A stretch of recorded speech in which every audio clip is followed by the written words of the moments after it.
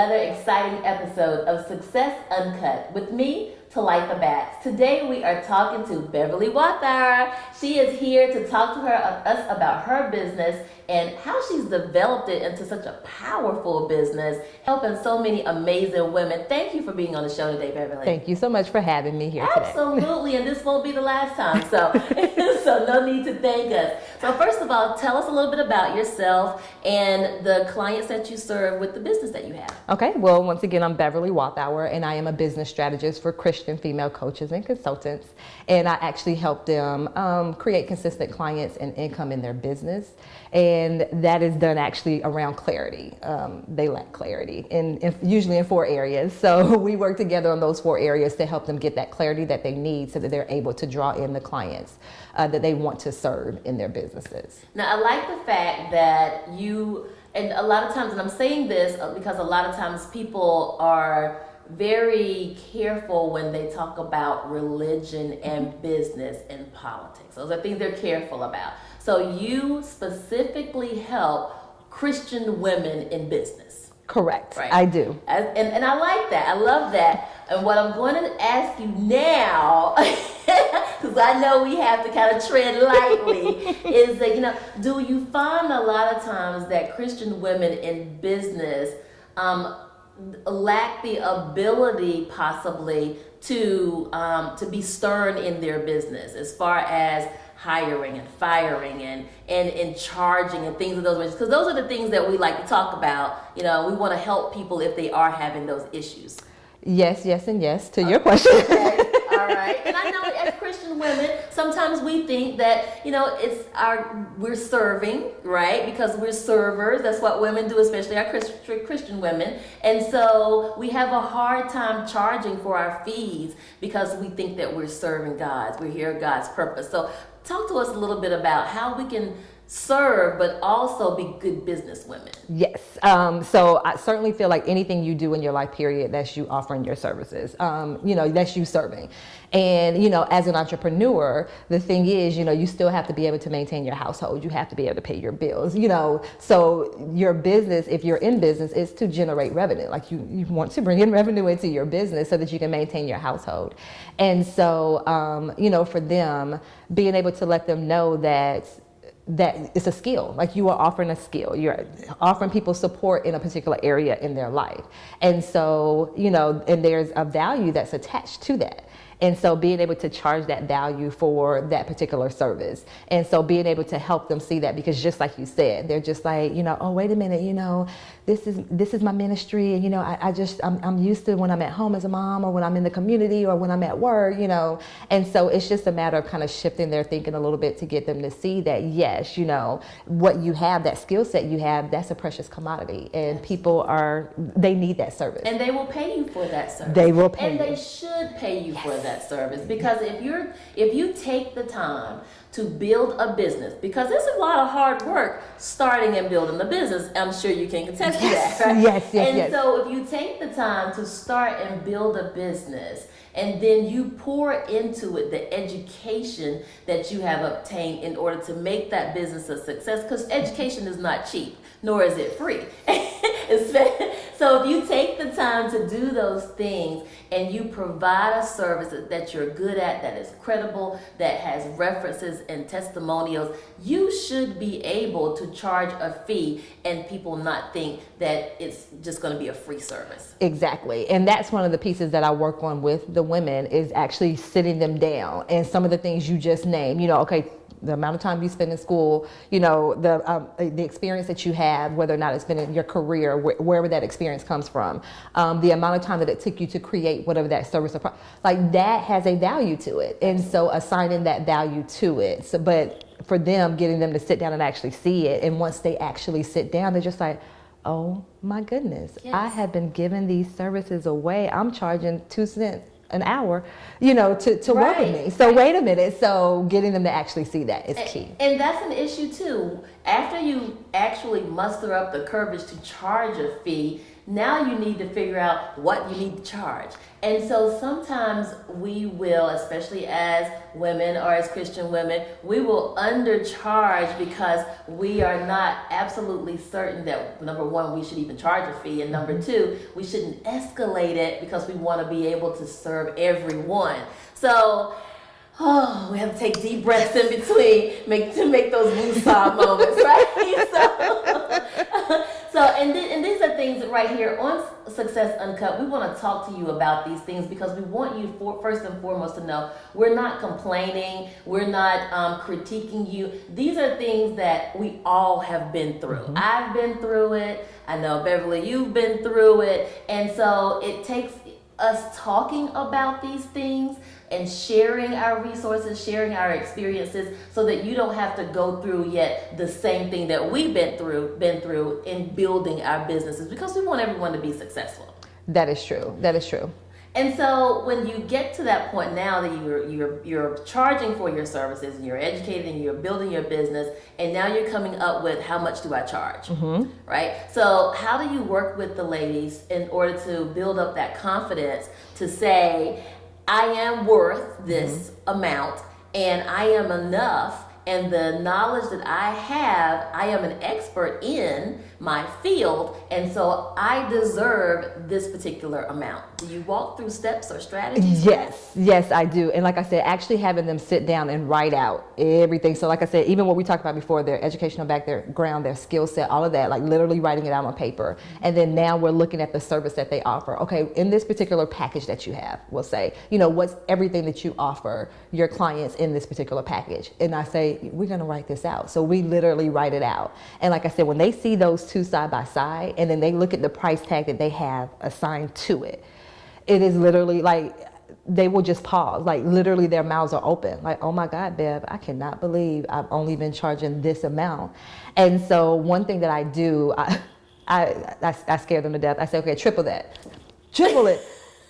And That's so, right. triple, but the thing is, you have to be in alignment with that number. Exactly. And so if they're not in alignment, they're not going to be able to sell it. So, some of them, they're just like, yes, I completely see triple it. Yes. Some of them are like, okay, Bev, what if we double it? Okay, well, let's because at least you feel comfortable with doubling that number, so we can do that. Right. And so, but once even if they double that number and they put it out there and people purchase it, they're like, oh my God, wait a minute. I can't people believe buy it. Yeah. There are people that are actually buying my service. Yes, and just the thing, I was just 2 days ago charging this amount, and now, I haven't changed anything. It's just me actually being in alignment with that number. And asking for it. And stepping out on that faith to build a bigger business for yourself. Yes. Because your services are quality services.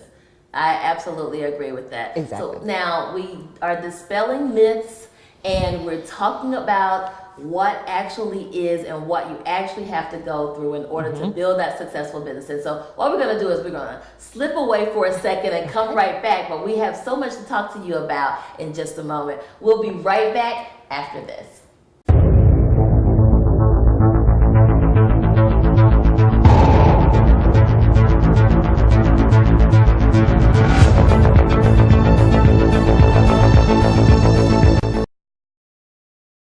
My name is Beverly Walthour, and I am a business strategist, and I actually got started in this arena about 2 years ago. I always say in my former life, I was actually a middle school math teacher for 14 years and actually started my first business back in 2007. And one thing that I did not have back then was support. So part of what I do now as a business strategist is make sure that I create an environment where the women that I work with feel supported. Because for me, once again, not having that support back then was probably one of the reasons why I ended up closing that business down. Because yes, I was able to get clients, but not having that support, not having someone where if something wasn't going the way that I thought it should go, being able to tap that person on the shoulder and say, hey, I'm going through this. Have you experienced anything like that? Because it's nothing like having that support of another entrepreneur, actually. I think that makes a huge difference. And so now, as a business strategist, part of me building that community is to ensure that women know and understand that they don't have to do everything on their own, that, being a part of a support system and also being able to offer that support is key to their success.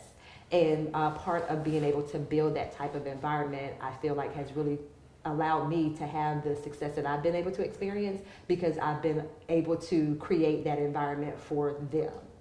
And so many of them, they actually will say, you know, I've never had that experience before, or they're saying, you know, well, you're the first person that I know in my immediate circle that's an entrepreneur. And so them being able to once again rely on other women especially, and knowing that it's an environment of support and it's not any, you know, there's nothing negative. We're not tearing one another down. We're actually building each other up. And so for them to have that type of support has been key to their success as they are growing their businesses as well. Hi everyone, my name is Darius Norman. I'm the owner of Rewriting Financial Rules LLC. I created this agency two years ago to assist other consumers who are having financial setbacks as I had 3 to 4 years ago. It was birthed out of empathy. I realized maybe 3 to 4 years ago that I was going down a path that was not going to be productive in terms of where I wanted to go financially. And so with that, I wanted to empower others with financial literacy information as well as educational tools so you could navigate and find yourself in a different direction financially. There's a lot of misinformation when it comes to credit repairing and building your credit. And so I wanted to be that individual and my company to be there to support and give you the actual real deal about credit repair and credit consumer strategies. With Rewriting Financial Rules, we have seen a tremendous uptick in our clientele. We've helped a lot of people buy new homes, cars. We've even stopped lawsuits because a lot of times what these credit repair companies are not doing, they're not educating you about even if you have negative items removed from your credit report, do you know that those companies, if you have a balance left on, they can still sue you. And if you don't know the actual steps to protect yourself, you can find yourself in a world of trouble legally. So we want to try to continue to help you guys and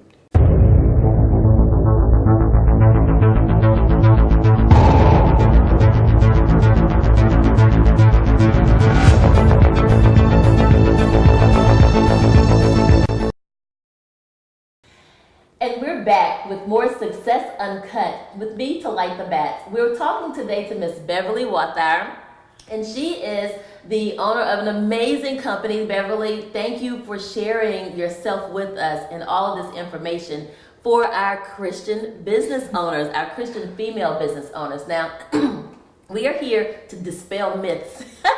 And on the break, we were just talking about how maybe sometimes we have a problem with hiring and firing. So talk to us a little bit more so that we can dispel these myths about Christian women in business. Talk to us about termination and hiring. A lot of times, it's pretty tough for us to tell someone that they can't have a job with us, or even to fire someone when we think that they haven't technically worked out as far as working for us. How do you work with the women to dispel those types of myths and still keep their moral compass in place? And certainly it's all about being in alignment with your values, your core values. And so ensuring that the people that you have as part of your team, that they're buying into the vision, the mission for your company, your business. And so, when it comes time to, this person is not working out, then having that honest conversation. It's about being honest. And like I said, making sure that if you know that it's not in alignment with your core values, then you have to let them go. You have to have that conversation, because to hold on to them and to hold on to that, it's not doing anyone any good. And so certainly, sit them down, have that conversation, let them know what's going on, the reason why, and you release that person, you release that energy, and you let them go. But it's certainly, just like you said, that is part of being an owner. That's part of being an entrepreneur, is dealing with the good times and then those things that are not positive situations, and handling it in that integrity and ensuring that, once that person walks away, they're in a place where they're just like, okay, I get it. And then when you walk away, you can say to yourself, rest assured, I handled that the best way that I could, and knowing that that was the best decision for myself and my business. And you have to stick to the fact that you do have a business. And businesses have budgets and they have bottom lines. So whenever you are in business for yourself, it's possible to stick within your moral compass and absolutely stay steadfast to your goals and your morals. And it's wonderful being a Christian woman in business, but you also have a business. And business 101 is that everyone that you hire is not going to work out.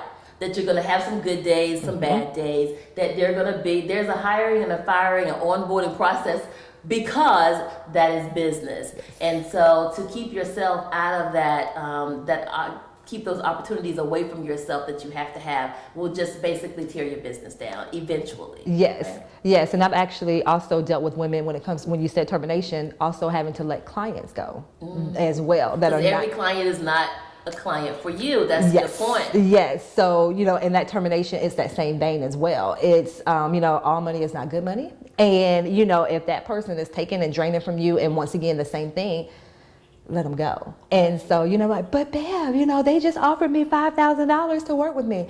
But now, you're tied to this person for X number of months or however you're choosing to work with them. And every time, it's like, it's time to serve that person. You're like, oh my God. Right. I don't want to do it. So having that energy is not, not a good one either. So. And you have to keep going because you have to realize that you are, like I said before, you're in business for yourself. And if you're not passionate about what you do every day, it's tough enough trying to get up and go work for someone else every day. But to get up and go work from yourself when you're not passionate about what you're doing, it's a really tough niche to be in. And I can speak very fluently, even myself, being in business for myself, that there are some clients that you just say, you know what, we're not a good match. And that's okay. It's truly okay to say we're not a good match. It doesn't mean that you're a bad person, that your business is negative, or that even that client is a bad person. But chemistry, everyone can't marry one another, right? Everyone can't be in a client-business relationship. So it's best to tell the person up front than to drag them along and take money that you're not doing your best at receiving. And so that way you keep your reputation intact, right? Yes. Your business will continue to thrive because when you do good things will come back to you. And that person has a respect for you and your business that will actually build longevity. Exactly. And you say relationship. It's a relationship just like any other type of relationship that you have. That's so right. Yes. My daddy told me a long time ago, life is about the relationships that you build with people. And that's a unbelievable business strategy to build upon. So I know for a fact I've lived down that path myself, and so taking that step in that direction is definitely one to do so. Well, we're going to be right back with more Beverly Walthour in just a moment, right after these messages.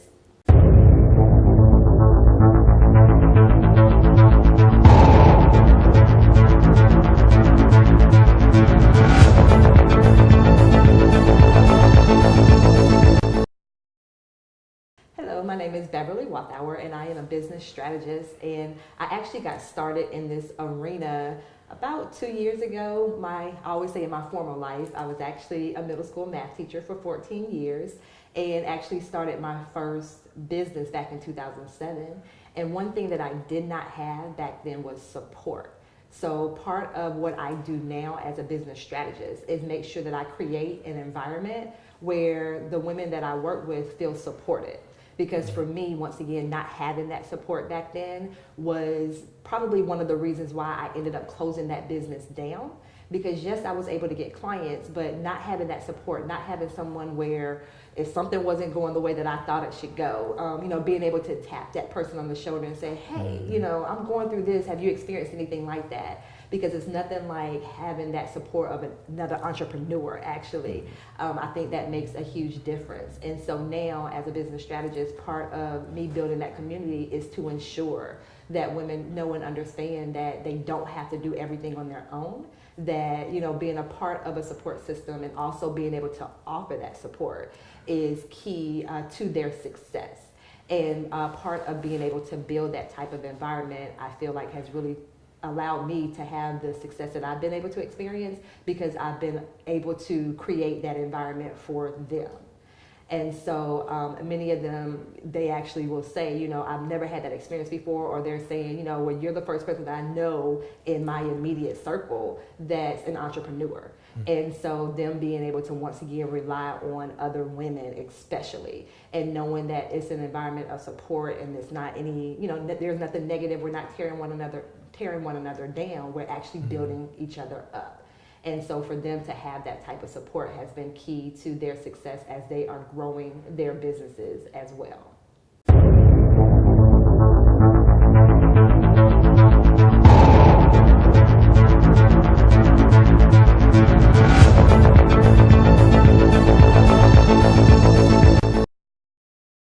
Welcome back to Success Uncut with me, Talitha, and we have Beverly Walthour here with us today, and she's been spilling the tea, giving us all those good tips and lots of information about Christian business women and how you can thrive in your businesses and achieve the goals that you set for yourself and still be a good moral Christian woman here in the world today. But Beverly, talk to us about what services you have for us and how we can utilize your services to be better us in business. Okay.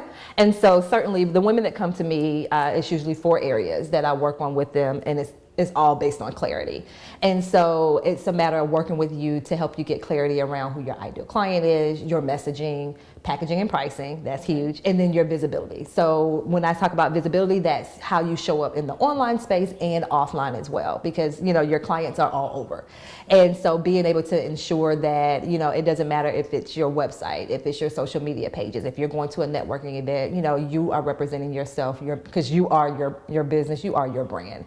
So I was going to say, so you're teaching them how to build a brand on and offline, which online is extremely important these days, so much more important than it used to be 10, 15, 20, 30 years ago. The branding online could actually run your entire business if you allow it. Yes. So building a personal brand as well as an online presence is significant. Exactly. Exactly. So definitely showing them how to do that. And so one thing with the ladies that are drawn to me is they are excellent with what they do, as far as, you know, whether or not they're a business coach or if they're a health coach. They're excellent. They have that skill set. They're just missing some pieces in their business as far as the business part of it. So like I said, their ideal client, their messaging, like how do I actually draw in the people that I want to work with? Because once again, I tell them all the time, you are not designed to work with everyone. And that's fine. Right. And so being able to help them actually get that clarity around that. You know, a lot of times they're like, oh yes, my ideal client, she's 25, she's, you know, married. I'm like, no, it's a lot more to it than that. Right. It's way more than just that demographic information. Mm-hmm. So really and truly helping them get that clarity around who they want to serve in their business. Like I said, once you have that clarity, now we need to work on the message to actually draw them in. So you actually physically help them work on their message, sit down to the nitty gritty, and you just kind of rough it out, sketch it out, what that means to them until they feel comfortable with it? Yes, wow. Yes, we literally we work it all out, because it's a matter, because if you don't have the right messaging, you're going to call in the wrong people, or you're going to call in the people that once they get with you, oh my gosh, I didn't know it was going to be that expensive. So, right. You know, you want to make sure you're calling in the right people into your business. So that messaging is key. And now, does the messaging also include helping the business owner realize who they are, who their target audience is, or who? Because a lot of people I know, with myself, when I first started, I wanted to help everybody. I wanted to help men and women and people of all races and people of all religions and ethnic. I just wanted to help everybody in the whole world. So is a part of that clarity defining who your target audience is and drawing your message from that? Yes. And like I said, when you have that clarity, and like I said, it is more than what you just said. It's more than that demographic information of age, you know, sex, location, educational background. Once again, you want to dig into the psychographic. And so when I say that, you know, when was the last time your ideal client cried and why? So when you understand that, and, you know, you're putting your messaging out there, you put your message out there, and they're like, oh my gosh, you know, how does she know that? Is she a fly on the wall? Right. You know, like, how does she know that's exactly what I went through last week? Mm-hmm. And so when you have, you know, when you know your target market, when you know your ideal client, it makes your messaging so much better, because it's going to resonate with them. And so we certainly work on that. Like you said, literally we sit down and we map it out. Okay. And then, like I said, packaging and pricing. Big. Packaging and pricing. Yes. Huge, huge, Yes. huge. Yes. So now with packaging, I will get to the pricing, but packaging, does that include just who they are and what services they will provide? How often those services will be provided, and is it that detailed, or Yes. how does that work? Yes, we talk about the different ways, and it's all about, how can you offer or help your ideal clients get that transformation. So, what type of platform do you want to use? How long will it take you to help them achieve that result? And so it goes to everything that you were talking about. So certainly getting that clarity with that, because you may do a master class that's 2 hours and it's only hitting on a specific topic, and, being able to help them get that result there. Or it could be a 12-month long mastermind that you're doing with a small group of women that have come together and said, hey, this is a particular area that we want to work on together. And once again, having that support is key. So it's certainly, we look at all of that. So they have a few different packages that they offer just to ensure that they're able to meet the needs of their ideal clients. Awesome. So now for a recap, we have the vision or the clarity. We have the putting your message together, understanding your target audience, and then packaging and pricing, which will truly launch your business. Yes. That's that end game where if you're going to have the longevity that you need to make it to the next step. Exactly. Totally phenomenal. I'm always breathtaking whenever I have these amazing guests on the show, and I automatically become a client of theirs because I need all the services that they are sharing with us today. Tell our listening audience where they can find you. People are listening, they're looking, they want to know where to find you on the web, and an email address where they can contact you to talk to you more about what you've talked to us about today. Okay, so yes, you can certainly find me online at www.beverlywalthour.com. My email address is beverly@beverlywalthour.com, and then you can find me on social media at Beverly Walthour. Now spell Walthour for us so that our audience yes, knows. it is spelled W-A-L-T as in Tom, H-O-U-R, Walthour. Wonderful, just like it sounds. Yes. All right, well, thank you so much for being on the show today. It has been an absolute pleasure. We are always breaking barriers in business, one episode at a time. Thank you so much.